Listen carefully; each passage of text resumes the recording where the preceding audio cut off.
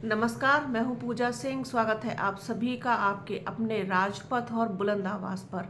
दोस्तों, जैसा कि आप सब जानते हैं कि राहुल गांधी इस वक्त अपनी भारत जोड़ो न्याय यात्रा निकाल रहे हैं। उनकी ये यात्रा मणिपुर से शुरू होकर के और अब बिहार में प्रवेश कर चुकी है। इस बीच राहुल गांधी, जिन्होंने अपनी यात्रा मणिपुर से शुरू की, नॉर्थ ईस्ट उन्होंने पूरा कवर करते हुए पश्चिमी बंगाल, बिहार, फिर पश्चिमी बंगाल, झारखंड और फिर बिहार होते हुए अब वो पहुंचने वाले हैं उत्तर प्रदेश। जी हाँ, उत्तर प्रदेश में जल्द ही प्रवेश होगा राहुल गांधी की इस न्याय यात्रा का। अब जैसा कि आप सभी को पता है कि राहुल गांधी कांग्रेस और दूसरे जो घटक दल हैं वो इंडिया अलायंस का हिस्सा हैं। इसके साथ ही उत्तर प्रदेश में समाजवादी पार्टी और राष्ट्रीय लोक दल के साथ उनका गठबंधन है। लेकिन कांग्रेस के साथ समाजवादी पार्टी का जो तालमेल है ये कुछ सटीक बैठता हुआ सा दिखाई नहीं दे रहा है।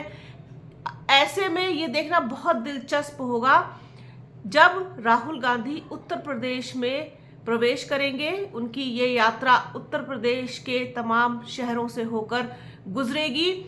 इस वक्त ये देखना बहुत ही ज़्यादा दिलचस्प होगा और बहुत इसका इंतज़ार भी हो रहा है कि इस वक्त अखिलेश यादव का क्या रवैया रहेगा, उनका क्या बिहेवियर रहेगा। क्या वो राहुल गांधी की इस न्याय यात्रा का स्वागत करेंगे या नहीं करेंगे, उसमें शामिल होंगे या नहीं होंगे।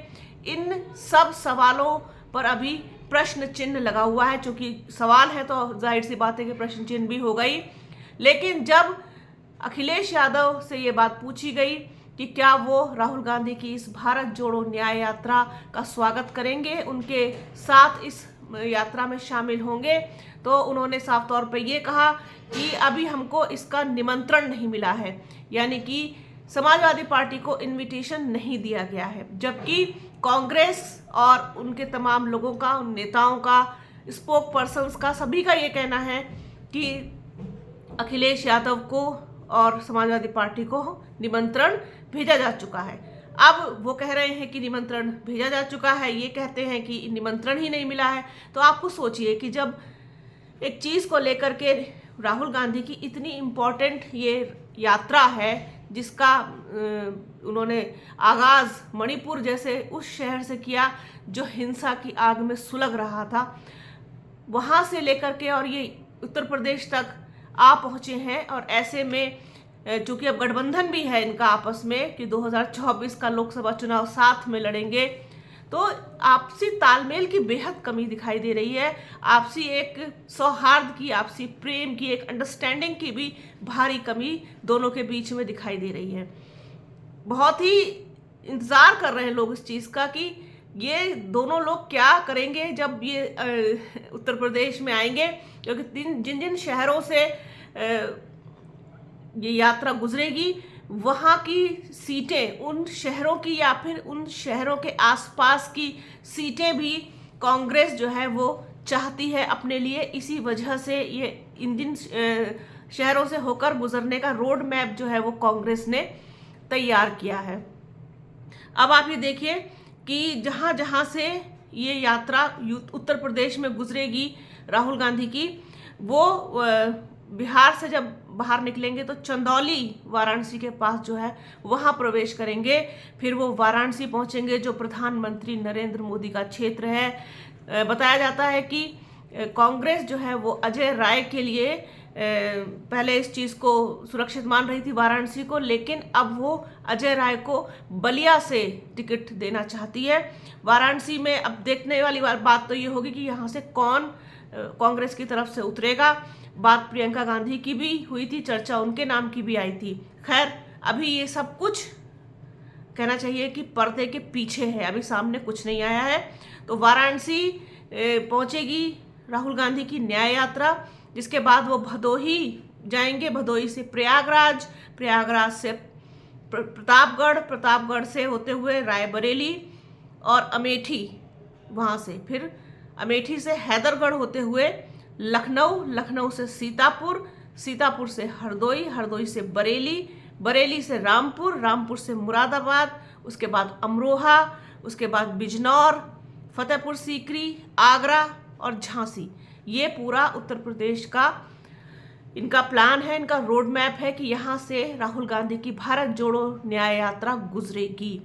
अब बात क्या हो रही है कि बात ये हो रही है कि अखिलेश यादव जो हैं वो गठबंधन में होते हुए भी सिर्फ अपनी मनमर्जी के हिसाब से चल रहे हैं, अपनी मनमर्जी के हिसाब से सीटों का वितरण कर रहे हैं। लेकिन एक चीज़ बताइए कि गठबंधन में होते हुए भी ऐसा कैसे संभव है कि आप दूसरे से कोई सलाह मशवरा नहीं करेंगे, उसकी लगातार अनदेखी करेंगे, अपने आप ही सीट शेयरिंग कर लेंगे, सीट बांट लेंगे और अपने प्रत्याशी भी आप घोषित कर देंगे। ये कैसे पॉसिबल है? कांग्रेस इतनी बड़ी पार्टी है, आपसे तो कहीं बड़ी है, वो भी अपना सीट चाहती है और उसके पास भी वहाँ अपनी सीटों पर मजबूती से लड़ने के लिए कैंडिडेट्स तो होंगे ना, कुछ तो सोचा ही होगा उन्होंने। ऐसा थोड़ी है कि हवा हवा ये सब बातें हो गई। तो वो भी किन किन सीटों को चाहते हैं, जिनमें से अखिलेश यादव पहले ही अपने कई कैंडिडेट घोषित कर चुके हैं इन सीटों से। अब कांग्रेस किन किन चीज़ों की और किन किन सीटों की डिमांड कर रही है या डिमांड कर सकती है, क्योंकि अभी राहुल गांधी जो है अपना पूरा फोकस अपनी यात्रा पर रखे हुए हैं, उससे वो डिस्टर्ब नहीं होना चाहते हैं, ना ही डिस्ट्रैक्ट होना चाहते हैं। क्योंकि जितनी मेहनत से उन्होंने इसको शुरू किया है, बीच में बहुत सारी अड़चनें आई, रोका गया, तमाम चीज़ें हुई, उससे वो मतलब बिल्कुल भी किसी भी तरीके का कोई रिस्क नहीं लेना चाहते, अपना पूरा फोकस वो फिलहाल इस यात्रा पर रखे हुए हैं। तो अब आगे बात होगी तो उसमें जाहिर सी बात है कि कांग्रेस भी डिमांड करेगी जिन सीटों की, उनमें वो सीटें हैं वाराणसी, भदोही, बलिया, रायबरेली, अमेठी, बाराबंकी, महाराजगंज, बहराइच, डुमरियागंज, खीरी, उन्नाव, कानपुर, रामपुर, मुरादाबाद, सहारनपुर, बिजनौर और फतेहपुर सीकरी। इन सीटों पर कांग्रेस की नज़र है, वो चाहती है कि इन सीटों पर कांग्रेस का प्रत्याशी लड़े, कांग्रेस के सिंबल पर लड़े। लेकिन इनमें से कई सीट ऐसी हैं जिन पर अखिलेश यादव कैंडिडेट घोषित कर चुके हैं। और रही बात रामपुर और मुरादाबाद की, तो वो तो मुझे नहीं लगता कि बिल्कुल भी किसी तरीके से कांग्रेस को देने के पक्ष में रहेंगे। सब चीज़ें कैसे होंगी, ये सारा कुछ पेच सा फंसता हुआ दिखाई दे रहा है। इसी वजह से लोग ये भी कयास लगा रहे हैं कि इतनी सारी उलझनें हैं। अब चूंकि रालोद के साथ भी यानी कि आरएलडी के साथ भी इनका पेच जो है वो मुजफ्फरनगर की सीट पर फंस सकता है।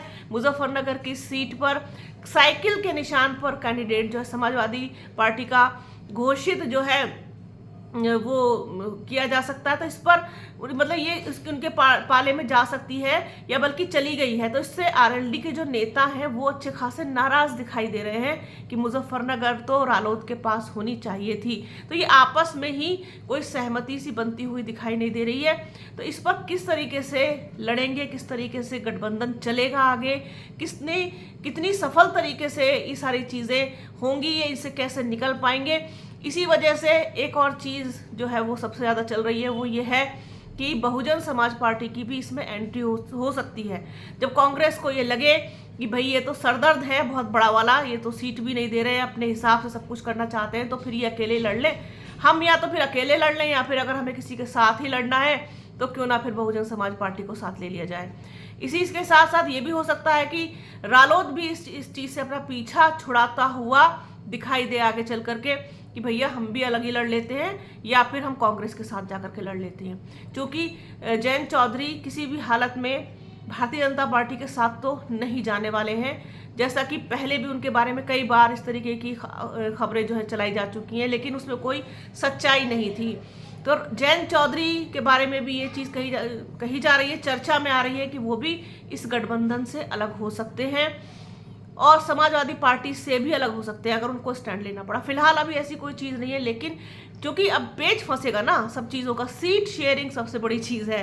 ये शुरुआत से ही कही जा रही है कि सीट शेयरिंग के मामले में अखिलेश यादव और समाजवादी पार्टी किसी भी तरीके का कोई समझौता करने के मूड में नहीं है। वो अपने तरीके से अपने लोगों को टिकट वितरण कर रही है, बिना किसी की सलाह के, बिना किसी के साथ मशवरे के। जबकि समाजवादी पार्टी के जितने भी सीनियर लीडर्स हैं वो हमेशा यही कहते हुए सुनाई दिए गए कि गठबंधन में हैं, गठबंधन के साथ लड़ेंगे। तो भैया ऐसे कैसे लड़ेंगे गठबंधन के साथ? अगर आप सिर्फ अपनी मनमर्जी चलाएंगे। अब भारत जोड़ो यात्रा जो है राहुल गांधी की, वो उत्तर प्रदेश में आ रही है। वो कहते हैं कि निमंत्रण नहीं मिला, ये कहते हैं कि निमंत्रण दे दिया गया। ये जो दूरियां हैं, ये जो खटास है, ये जो मनमुटाव है, ये जो तलखी है, ये जो तंज है, ये सब चीज़ें कितना असर दिखाएंगी और किस तरीके से इनको लेगी समाजवादी पार्टी, चूंकि राहुल गांधी उत्तर प्रदेश में आ रहे हैं। तो ये सब कुछ देखना भी बहुत दिलचस्प होगा। तो इस पर जो भी अपडेट मिलेगी आगे आपके साथ शेयर करेंगे। तो बने रहिए राजपथ और बुलंद आवाज के साथ। हमारे चैनल को लाइक कीजिए, शेयर कीजिए, सब्सक्राइब कीजिए, बेल आइकन जरूर दबाइएगा। अपना और अपनों का बहुत ख्याल रखिए। जल्द मिलूंगी आपसे एक नए वीडियो में एक नए मुद्दे के साथ। तब तक के लिए जय हिंद।